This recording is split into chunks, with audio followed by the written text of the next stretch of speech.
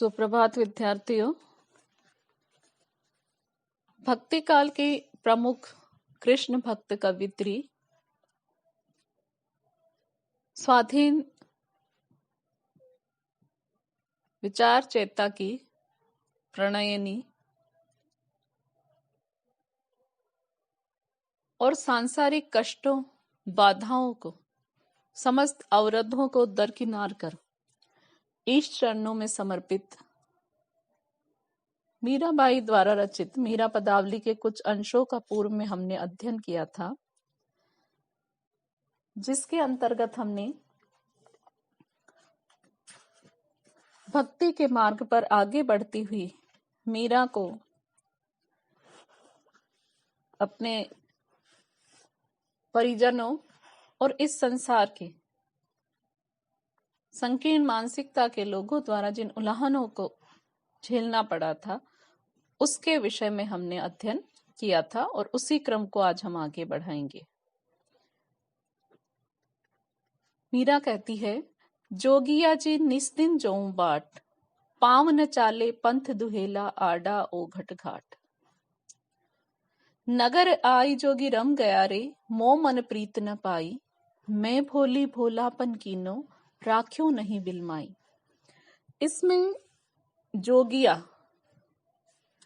योगी के रूप में मीरा अपने आराध्य भगवान श्री कृष्ण को ही संबोधित करके कह रही है कि हे जोगिया जी, अर्थात मेरे आराध्य, मेरे प्रियतम कृष्ण, निस्दिन जोऊं बाट, मैं रात और दिन एक निष्ठ भाव से आपकी बाट जोती रहती हूँ, अर्थात आपकी प्रतीक्षा करती रहती हूँ, आपकी राह देखती रहती हूँ। पाँव न चाले पंथ दुहेला आडा ओ घट घाट। आगे मीरा कहती है कि आप तो मुझे दर्शन का सौभाग्य देने के लिए आते नहीं हैं, अपनी कृपा दृष्टि मुझ पर करते नहीं हैं, और स्वयं की जो विवशता है वह भगवान श्री कृष्ण के समक्ष निवेदन करते हुए मीरा कहती है कि आप तो आते नहीं हैं और मैं स्वयं भी आपके पास आ नहीं पा रही हूं, क्योंकि आपके प्रेम में डूबा हुआ ये मन आपके दर्शन के सौभाग्य से वंचित होने के कारण, विरह के कारण मेरे जो पांव हैं उनकी गति शिथिल हो गई है, वह थक गए हैं, इस कारण वह एक कदम भी नहीं चल पा रहे। पथ दुहेला, और आपके प्राप्ति का, आपकी ओर बढ़ने का जो मार्ग है वह मार्ग भी बहुत अधिक कष्टकर है, आडा औघट घाट, और आपके तक पहुंचने के बीच में बहुत ही दुर्गम और विकट पर्वतीय पथ है। तो हे प्रभु, आप ही बताओ कि मैं किस प्रकार आपके पास आऊं। नगर आई जोगी रम गया रे, मोमन प्रीत न पाई, मैं भोली भोलापन कीनो, राख्यो नहीं बिलमाई।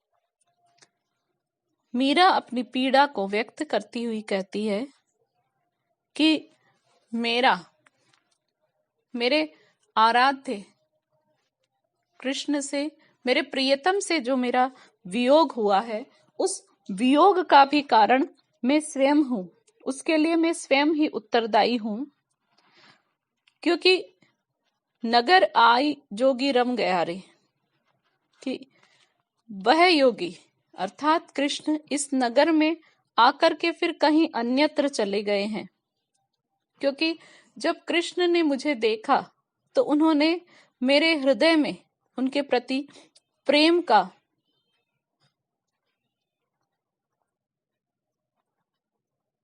अपने प्रति प्रेम नहीं देखा, प्रीति नहीं देखी, जिसके कारण मेरे इस व्यवहार से वह आहत होकर के मुझे छोड़ करके कहीं अन्यत्र जाकर के ही उनका मन रम गया। मैं भोली भोलापन कीनो, राख्यो नहीं बिलमाई। मीरा कहती है कि मैं तो बहुत अत्यंत साधारण स्त्री हूं, मैं बहुत साधारण जीव होने के कारण मैं प्रेम की जो रीति है उस रीति से मैं सर्वथा अपरिचित होने के कारण मैं भोली भाली नादान कैसी बहुत बड़ी मूर्खता कर बैठी।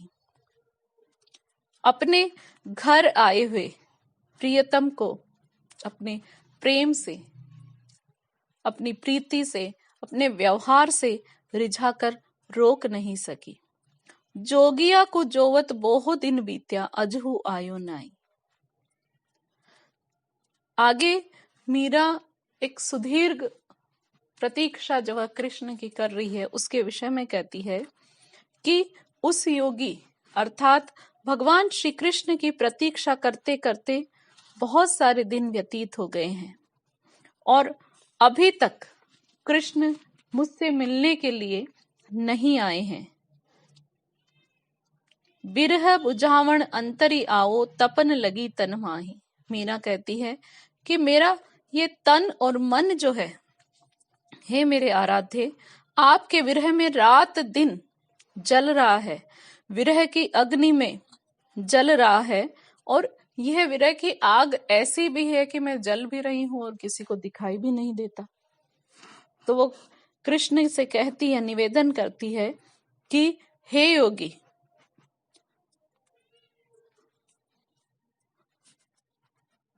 इस मेरे हृदय में जो, मेरे अंतस में जो विरह की ज्वाला धधक रही है, इस धधकती हुई ज्वाला को शांत करने के लिए आप आकर के मेरे हृदय में वास करो, मुझे अपनी कृपा का प्रसाद दो ताकि मेरी ये विरह की आग जो है वह शांत हो।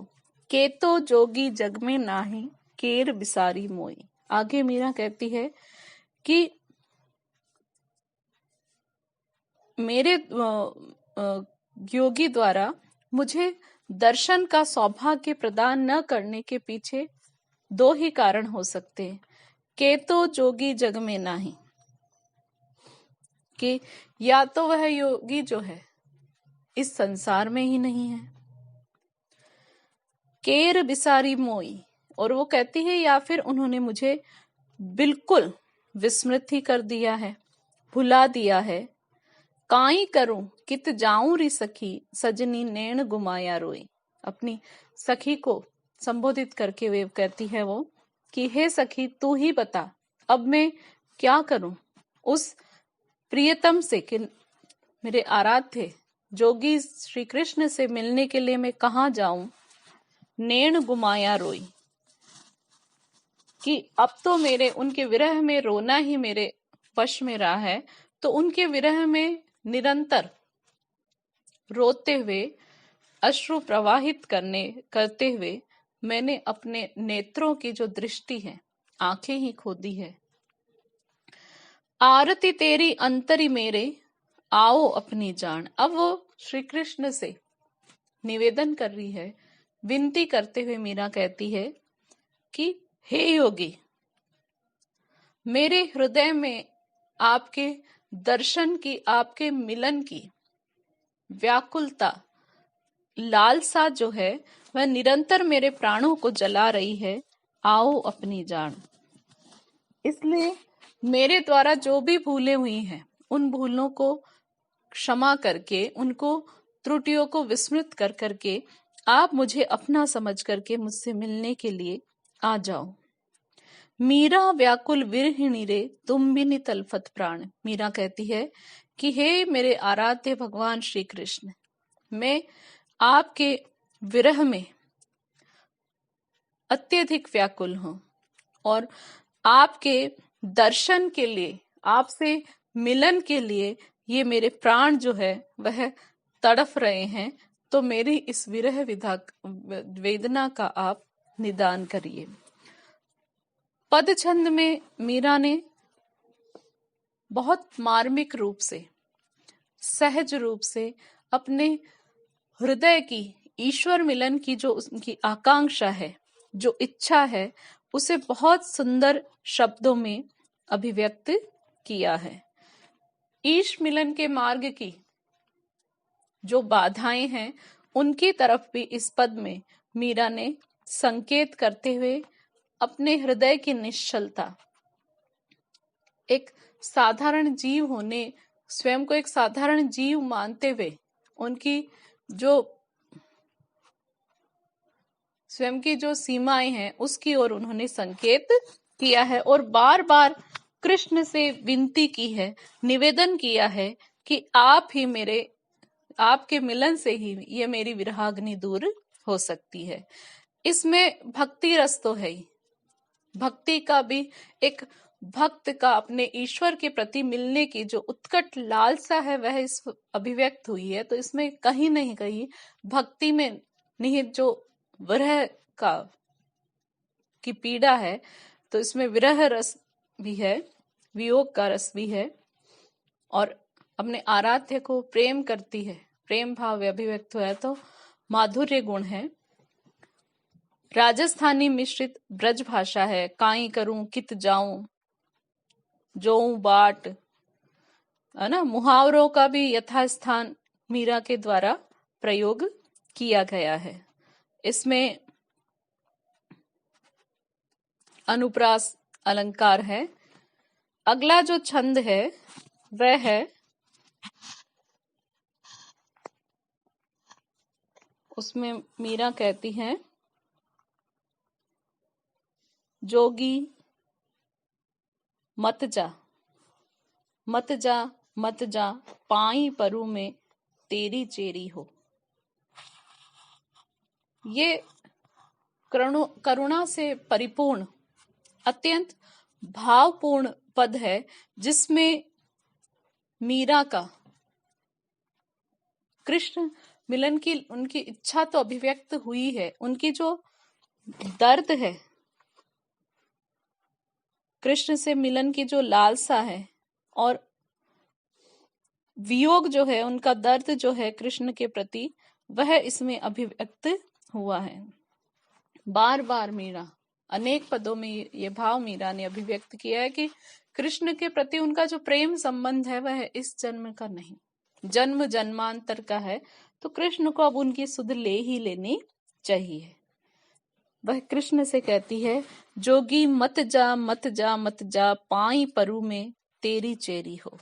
कि हे योगी, मुझे छोड़ करके, मुझे त्याग करके तुम मत जाओ मत जाओ मत जाओ। इसमें मत जा मत जा मत जा दो शब्द, मत जा मत जा, इसकी आवृत्ति जो मीरा ने की है वह उनकी हृदय की पीड़ा को बहुत मार्मिकता के साथ अभिव्यक्त करती है। पाई परु में तेरी चेरी हो, कृष्ण से निवेदन कर रही है कि मैं आपके पांव पड़ती हूं, मैं आपकी सेविका हूं, आपकी दासी हूं और आपके पांव पड़ करके मैं आपसे विनती करती हूं कि मुझे त्याग कर, मुझे छोड़कर मत जाओ। प्रेम भक्ति को पेड़ों ही न्यारो, हमको गेल बता जा। कि प्रेम से भरी हुई प्रेम पूर्ण भक्ति का मार्ग जो है वह संसार की रीति नीतियों से बहुत अलग है, बहुत निराला है। इसीलिए मीरा कृष्ण से निवेदन करती है कि इस मार्ग पे भक्त जब आगे बढ़ता है तो उसको सुख कम और दुख अधिक, पीड़ा अधिक भोगनी पड़ती है। तो उसी को मीरा और इस संसार की उल्हाना भी झेलना पड़ता है, उपालंब भी झेलने पड़ते हैं, व्यंग्योक्तियां भी सहनी पड़ती है और वो सब मीरा उस समय झेल रही थी।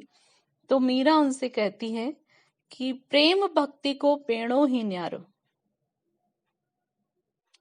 कि यह प्रेम भक्ति का जो मार्ग है वो बहुत ही निराला मार्ग है।